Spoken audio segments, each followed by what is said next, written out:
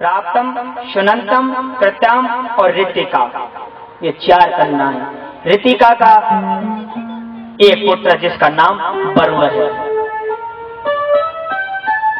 वरुण के पास गए, उन्हें 1000 घोड़े लाकर राजा को दे दिया और राजा ने अपनी कन्या उनके साथ विवाह दी। विवाह हो गया।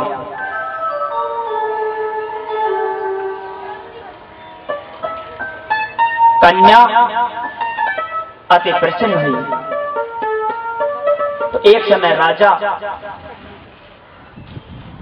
वन में शिकार खेलने के लिए गए हुए थे।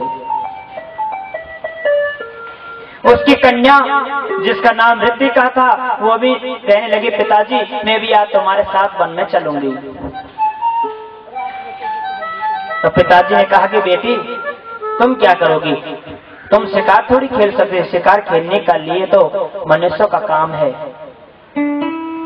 तुम शिकार खेलने मत चलो। लेकिन पुत्री ने हट की और कहने लगी, नहीं पिताजी आज मैं भी तुम्हारे साथ शिकार खेलती हूँ, मैं देखना चाहती हूँ कि किस तरह शिकार खेली जाती है। पिताजी ने कहा ठीक है बेटी, अगर तुम नहीं मानती तो चलो। राजा और उसकी पुत्री शिकार खेलने के लिए चले गए। उनके पीछे पीछे उनके सैनिक चले गए। वन में पहुंच गए, शिकार खेलने लगे। लेकिन जो राजा की पुत्री थी वो राजा से अलग हो गई, बिछड़ गई और आगे से निकल गई। वहां एक मिट्टी का डबूला पड़ा हुआ था। उस मिट्टी के डबूले के पास गई तो उसके अंदर से 2 चमकनी से रोशनी दिखाई दे रही थी उस लड़की को। तो उसने एक कुस्सा उठाई और उस कुस्सा उठा के उस डमूले के छेदों के अंदर डाल दिया। जैसे छेदों के अंदर प्रवेश किया, उसमें रक्त की धारा निकलने लगी, खून निकलने लगे। उसको देखकर लड़की घबरा गई और जैसे ही खून की धारा निकले, रक्त निकले, अकाल पड़ गया। राजा के महलों में, शहरों में बारिश नहीं हुई,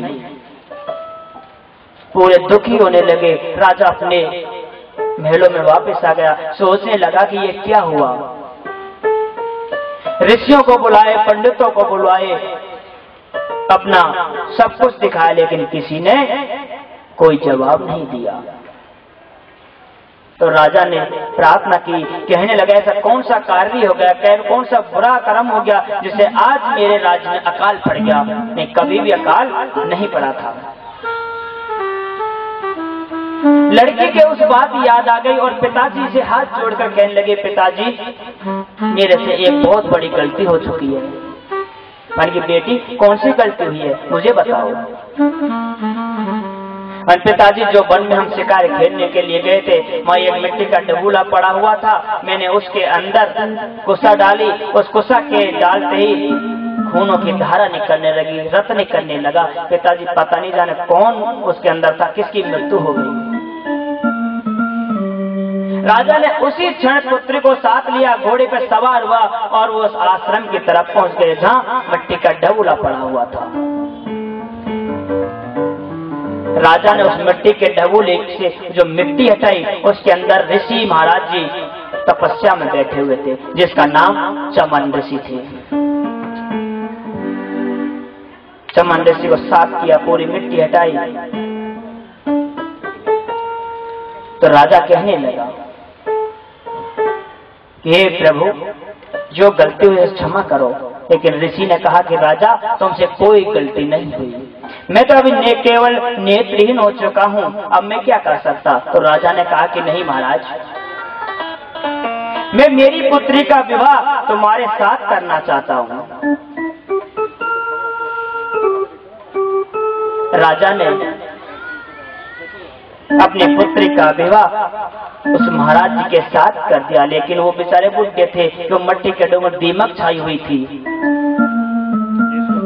राजा ने फैसला ले लिया और उसका विवाह उसके साथ किया। विवाह करते समय राजा ने अपनी पुत्री से एक बात कही थी कि पुत्री, कोई ऐसा कार्य मत करना जिससे कलंक लग जाए, क्योंकि पिता के घर से बेटी की डोली उठती है और ससुराल से उसकी अर्थी। इसलिए बेटी, चाहे कैसा भी है, ये तुम्हारा पति है। पुत्री कहने लगी, पिताजी ऐसा कोई कार्य नहीं होगा। सेवा करती रही, बड़े दिन हो गए सेवा करते करते चमन ऋषि महाराज जिनकी। कुछ दिनों के बाद ब्रह्मा के मानस पुत्र सनकादिक जी उनके पास आए और उस पुत्री को देखा और कहने लगे, देवी, तुम इस बियाबान जंगल में क्या कर रही हो? क्या वजह है? तुम हमारे साथ चलो। तो लड़की ने मना कर दिया कि नहीं, मेरा पति है, मैं मेरे पति के साथ रहती हूं। तो सनकादिक जी कहने लगे कि तुम्हारा पति कहाँ है? हम उनसे मिलना चाहते हैं। पुत्री उनको साथ लेकर अपने पति के पास ले गई। उनको देखकर सनकादिक जी कहने लगे कि तुम इनके साथ क्या कर रहे हो? जाने कब खत्म हो सकता है, तुम्हारे साथ चलो। ये तो बिल्कुल बुढ़ा है। लेकिन लड़की ने मना कर दिया कि नहीं, मैं तुम्हारे साथ नहीं चल, कैसा भी है लेकिन मेरा पति है। तो सनकादिक ने कहा कि ठीक है देवी, तुम्हारा वचन सत्य हो, लेकिन हम तुमसे कुछ कहना चाहते हैं। तो हाथ जोड़कर प्रार्थना करके कहा कि कहो प्रभु, क्या कहना चाहते हो? मैं उसके लिए तैयार हूं। कहने लगे, देवी, हम तुम्हारे पति को 16 साल का लड़का बना सकते हैं,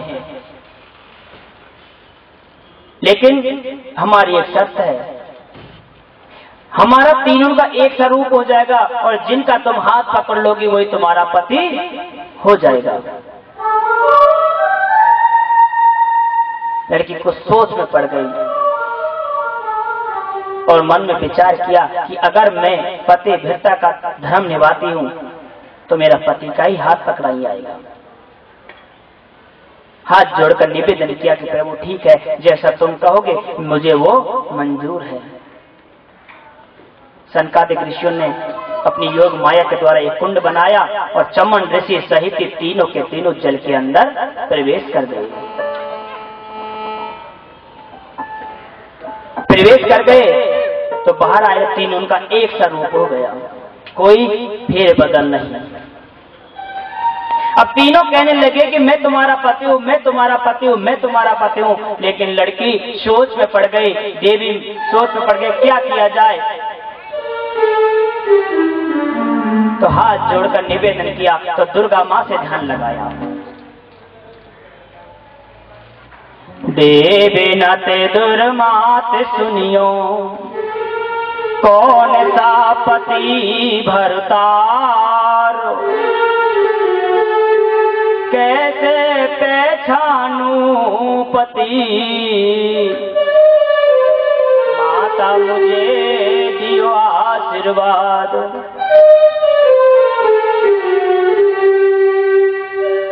माता, मैं मेरे पति को किस प्रकार पहचानूं, मुझे कोई समझ नहीं आता। तो आकाशवाणी हुई कि हे बेटी, इसमें घबराने की कोई बात नहीं है, क्योंकि देवों के कभी छाया नहीं होती। जिसका तुमको छाया दिखती है उसी को पकड़ लो, वही तुम्हारा पति है। देवों की कभी छाया नहीं होती। इस बात को सुना और उस छाया को देखकर अपने पति का हाथ पकड़ लिया और कहा कि ये मेरे पति हैं। सनकादिक ऋषियों ने अपना भेष बदल लिया और कहा कि धन्य है बेटी, हम तुम्हारी तपस्या से प्रसन्न है, मांगो क्या मांगना चाहती हो। तो कहने लगी, प्रभु मुझे कुछ नहीं चाहिए, केवल मुझे भगवान की भक्ति और मेरे पति की शक्ति चाहिए। उन्हें कहा कि अथास्तु, ऐसा ही होगा। ऋषि जाने लगे तो रोक दिया, कहा कि प्रभु तुम तो जा रहे हो, लेकिन जब मेरा पिताजी आएंगे पूछेंगे तो मैं क्या जवाब दूंगी। पहले तो ये बुढ़े थे, अब तो ये 16 साल के बन गए, इनका कोई रहस्य। तो सनकादिकों ने चमन ऋषि का जो पहले वृद्धावस्था में थे उनका एक निशान लगा दिया इस जगह पे और कहा कि बेटे जब तेरा पुत्र पिताजी आए पूछे तो बता देना कि ये चमन ऋषि है। सनकादिक जी महाराज जी वहां से चले गए, बड़े दिन हो गए। तो एक दिन राजा ने मन में विचार किया कि मेरी पुत्री जाने कैसी होगी, उनको देखने के लिए जाना चाहिए। तो राजा और रानी उस वन में चले गए। आश्रम के बाहर चमन ऋषि जी डोल रहे थे। जवान अवस्था में उनको देखकर राजा घबरा गया और कहने लगा कि मेरी बेटी ने जो मैंने सोचा वही कार्य कर दिया। राजा धीरे धीरे धीरे धीरे कुटिया के पास आया और पुत्री को देखा, कहने लगा पुत्री ये तूने क्या किया? पंच पिताजी मैंने ऐसा कोई कार्य नहीं किया जिससे तुम्हें कलंक लगे। ये वे चमन ऋषि हैं। मान के पुत्री चमन ऋषि नहीं हो सकता, वे तो केवल बुढ़े थे, वो तो अब तक खत्म हो चुके होंगे। ये तो कोई और वाली पिताजी नहीं। राजा ने विश्वास नहीं किया तो उसकी निशानी बताई, लेकिन तब भी विश्वास नहीं किया था। आकाशवाणी हुई और सनकादिक महाराज जी वहां आगे कहने लगे, राजन तुम घबराओ मत, वे ही चमन ऋषि हैं जिसे तुमने अपने पुत्र का विवाह किया था। इनको हमने बनाया है, हमने 16 साल का इनको बनाया है। ये हमारी माया है। और हे राजन, जो तुमने विवाह किया था वो भी हमारी माया थी, केवल तुम्हारे धर्म को देखने के लिए। राजा उनके चरणों में शीश झुकाया और कहने लगे, प्रभु धन्य है तुम्हारी माया। तो भगवान हर रूप में किसी भी मनुष्य की परीक्षा ले सकते हैं, लेकिन उस परीक्षा के अंदर हमको सफल होना है।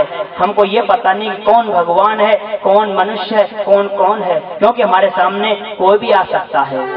भगवान के रूप में कोई इंसान प्रकट हो सकता है, लेकिन उनको समझने के लिए हमारे अंदर द्रव्य दृष्टि नहीं है, उसको देखने के लिए। यही सबसे बड़ी कला है भगवान की। तो राजा परीक्षित जी सुखदेव जी से कहने लगे कि हे राजन, ब्रह्म अजित्र क्षत्रिया सर्वदेशम कौशतः, इनकी आगे की कथा क्या है?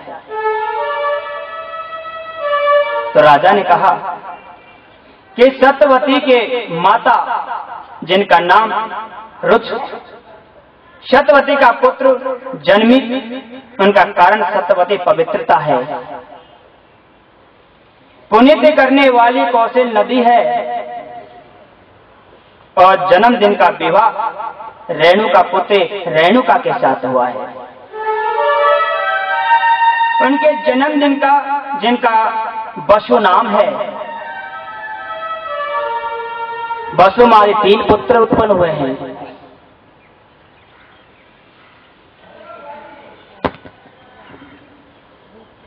और बंद सुंदम क्षत्रिया, वसुमा आदि 3 पुत्र उत्पन्न हुए, जिनके सबसे छोटे जो पुत्र है उनका नाम परशुराम जी है। इन्हीं परशुराम ने 21 बार पृथ्वियों को क्षत्रियों से हीन कर दिया।